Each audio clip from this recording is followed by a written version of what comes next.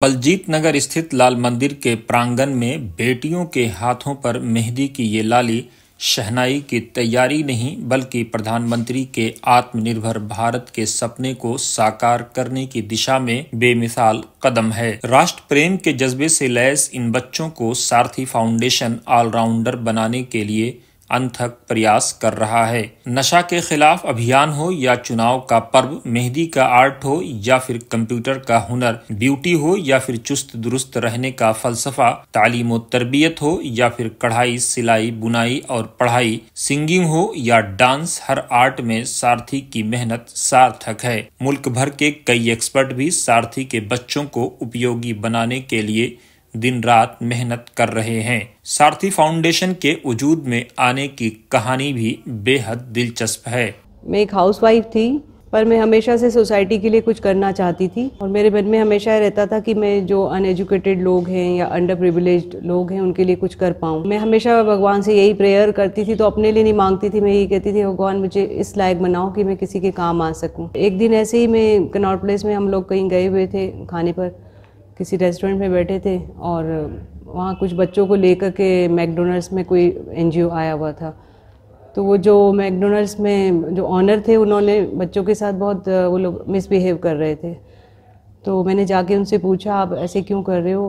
तो वो थोड़े अनहाइजीनिक बच्चे थे, तो उनको ठीक नहीं लग रहा था बिठाना। तो मैंने उनको जाके उनके लिए फेवर में बात की।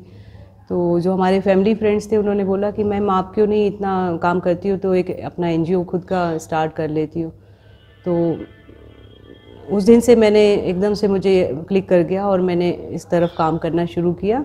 सारथी की मुखिया गायत्री सोलंकी अपने बच्चों को 2 दशक से भी ज्यादा लंबे वक्त से दिन रात एक करके राष्ट्र निर्माण के लिए तैयार कर रही हैं। फाउंडेशन की कोशिश है कि बच्चे आत्मनिर्भर बनकर भारत को दुनिया में पहला मकाम दिलाने के साथ अपनी और परिवार की गरीबी को भी दूर करें। कोरोना की मार से सारथी फाउंडेशन भी अछूत नहीं रहा, लेकिन गायत्री सोलंकी को यकीन था कि कश्तियां सबकी किनारे पे पहुंच जाती हैं, ना खुदा जिनका नहीं उनका खुदा होता है। और फिर क्या था, उनके हौसले को उड़ान देने के लिए दिल्ली पुलिस, उनके अपने दोस्त और प्राइवेट स्कूल सब मैदान में आ गए। कुछ लोगों को जानती थी दिल्ली पुलिस में, क्योंकि मैं आरडब्ल्यू में भी काम करती थी। तो आनंद पर्वत में उन्होंने मुझे इनवाइट किया कि मैम आप यहाँ काम कीजिए।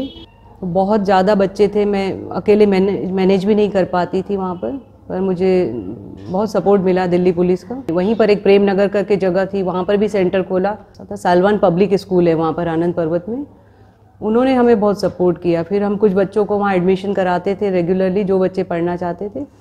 बच्चों के चेहरे पर ये मुस्कान सारथी के बेहतर मुस्तकबिल की जमानत है। कैमरे के सामने इन बच्चों का कॉन्फिडेंस गजब का है। ये बच्चे सारथी से बेहद खुश हैं। मेरा नाम सुनीता है। जब मैं यहाँ पर आई थी तब मुझे कुछ नहीं आता था। जब मैं यहाँ पर आई तब मैम ने मुझे मैनिक्योर, पेडिक्योर और वैक्स वगैरह सब कुछ सिखाई। और यहाँ पर मतलब कि जो चीज़ मैंने कर ली, अब आगे जाके मैं बाहर जाके जॉब भी करती हूँ। मेरा नाम रेशम है। मैं इस एनजीओ में आई हूँ।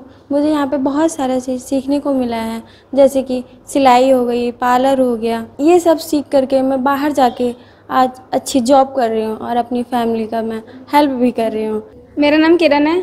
मैं जब यहाँ आई थी तो मुझे कुछ नहीं आता था। मैं जब फिर यहाँ पे आने लगी, मुझे काफ़ी सारी चीज़ों की जानकारी भी होने लगी। पहले मुझे सिलाई में सुई में धागा डालना तक नहीं आता था। अब फिर मैंने सिलाई से, मैं सुई में धागे डालने से लेकर मैं पूरी ड्रेस बनाने तक का काम करती हूँ।